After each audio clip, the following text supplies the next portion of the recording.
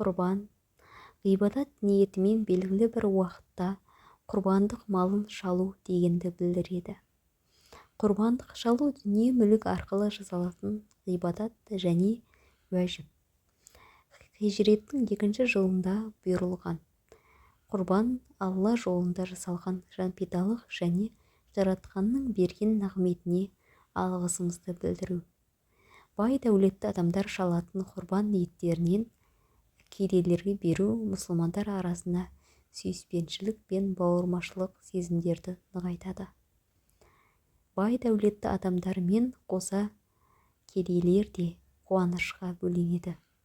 Құрбан арқылы келетін қуаныш қоғамның ынтымағы мен бірлігіне үлес қосады.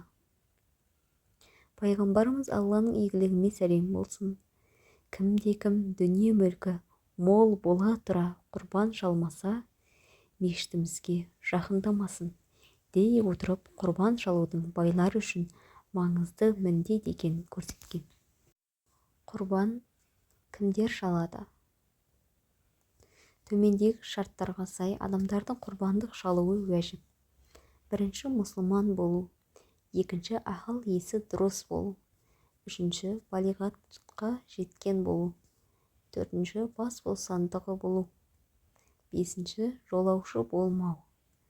6. Нисап мөлшерінде дүние мүлкі және ақшасы болу. Құрбан нисабында дүние мүлкі мен ақшаның зекетіндегідей 1 жыл қолында болуы шарт емес.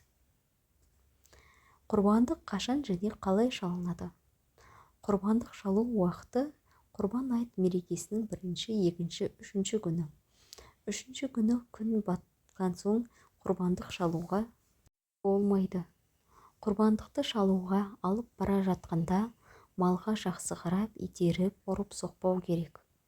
Малды қинамау үшін пышағын өткірлеп, жақсылап қайрап, құрбан шалушы адам қолынан келсе өзі бауыздайды.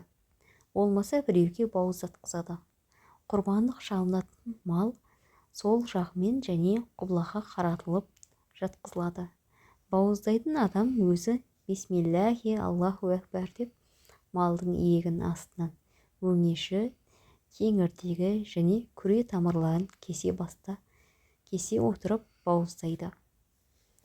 Малдың жаны шықпастан басын кесіп алу және терісін іру мәхрух.